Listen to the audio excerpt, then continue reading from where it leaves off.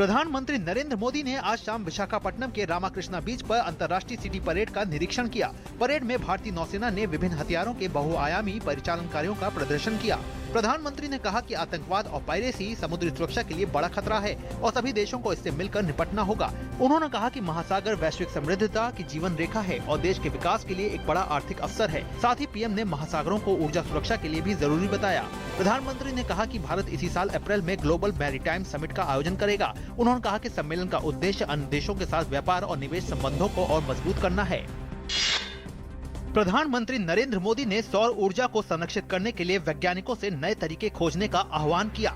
उन्होंने ओडिशा की राजधानी भुवनेश्वर में राष्ट्रीय विज्ञान शिक्षा एवं अनुसंधान संस्थान के नए परिसर का उद्घाटन किया। छात्रों को संबोधित करते हुए प्रधानमंत्री ने कहा कि हमें सस्ती और सतत ऊर्जा की जरूरत है जो लोगों को हानि न पहुंचाए। उन्होंने कहा कि आविष्कार हर समाज और पीढ़ी की जरूरत है। प्रधानमंत्री ने कहा कि भारत के अंतरिक्ष मिशन ने पूरे विश्व में अपनी पहचान बनाई है। पीएम नरेंद्र मोदी ने भुवनेश्वर में 3500 करोड़ की लागत वाले आधुनिकतम पारादीप ऑयल रिफाइनरी संयंत्र राष्ट्र को समर्पित किया। उन्होंने कहा कि सरकार का लक्ष्य साल 2022 तक पेट्रोलियम पदार्थ के आयात में 10% की कमी लाना है। प्रधानमंत्री ने आज पुरी स्थित जगन्नाथ मंदिर के दर्शन भी किए। रक्षा मंत्री मनोहर पर्रिकर ने कहा कि सरकार ने पीएम मोदी के वादे को पूरा करने के लिए OROP फंड में 7,000 करोड़ रुपए का प्रावधान किया है। उन्होंने कहा कि OROP से जुड़े अन्य मुद्दों को जल्द ही सुलझा लिया जाएगा और सभी हितधारकों की चिंताओं का ध्यान रखा जाएगा। विदेश मंत्री सुषमा स्वराज ने 39 अगवा भारतीयों के परिवारजनों से मुलाकात की। 1.5 साल पहले इराक में अगवा किए गए सभी 39 भारतीयों के जीवित होने का भारत ने भरोसा जताया है। विदेश मंत्री ने कहा कि सभी अगवा भारतीयों को छुड़ाने में अरब देशों ने हर संभव सहयोग का भरोसा दिलाया है। इसके लिए उन्होंने अरब देशों को धन्यवाद भी दिया।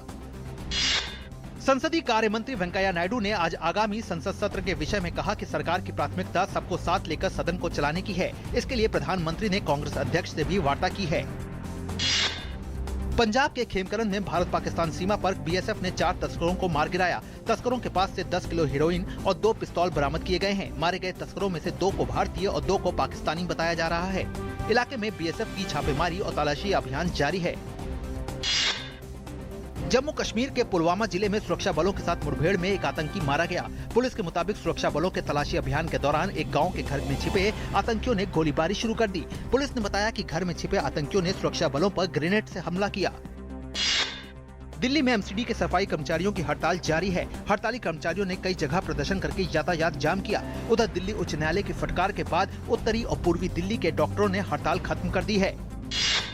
केंद्रीय गृह मंत्री राजनाथ सिंह ने केंद्र शासित प्रदेश लक्षद्वीप के अपने 2 दिवसीय दौरे के दौरान सुरक्षा और विकास कार्यों की समीक्षा की। गृह मंत्री ने कहा कि लक्षद्वीप समूह के चौतरफा विकास के लिए केंद्र सरकार की तरफ से कदम उठाए जा रहे हैं। उत्तर कोरिया द्वारा लंबी दूरी के रॉकेट के प्रक्षेपण पर संयुक्त राष्ट्र ने आपात बैठक बुलाई।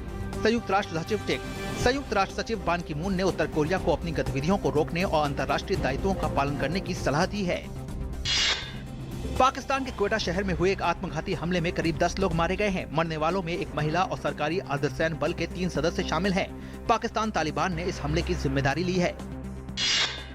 ताइवान में आए शक्तिशाली भूकंप से बहुमंजिला इमारत ढह गई। मलबे में कई लोगों के दबे होने की आशंका है। बचाव कर्मियों का कहना है कि लोग मलबे में काफी अंदर तक फंसे हुए हैं। भूकंप के कारण अब तक 18 लोगों के मारे जाने की पुष्टि हो चुकी है, जबकि करीब 350 लोगों को मलबे से निकाला गया है। IPL 9 के लिए हुए नीलामी में कुल 351 खिलाड़ियों में से 94 बिके, जिसमें 66 भारतीय और 28 विदेशी खिलाड़ी हैं। नीलामी में बिके खिलाड़ियों पर कुल 1 अरब 36 करोड़ रुपए खर्च किए गए हैं। बिके खिलाड़ियों में 41 कैप्ड और 53 अनकैप्ड खिलाड़ी हैं। 12वें दक्षिण एशियाई खेलों में भारत स्वर्ण पदक तालिका में सबसे ऊपर है, जबकि श्रीलंका दूसरे स्थान पर है। भारत के खिलाड़ियों ने कुश्ती, तैराकी और भारोत्तोलन में अपना दम दिखाया। आज भारत के लिए पहला पदक वेट लिफ्टिंग में आया। महिलाओं के 58 किलोग्राम भार वर्ग में भारत की सरस्वती राउत ने भारत को स्वर्ण पदक दिलाया। वेट लिफ्टिंग में पुरुषों के 69 किलो भार वर्ग में भारत के सैम्बो लापुंग ने स्वर्ण पदक अपने नाम करने में कामयाबी पाई। महिलाओं की 4x100 मीटर फ्री स्टाइल तैराकी में भारत ने स्वर्ण पदक हासिल किया। वहीं पुरुषों की 1500 मीटर तैराकी में भारत के साजन प्रकाश ने कामयाबी हासिल की। तैराकी का रजत पदक भी भारत के नाम रहा।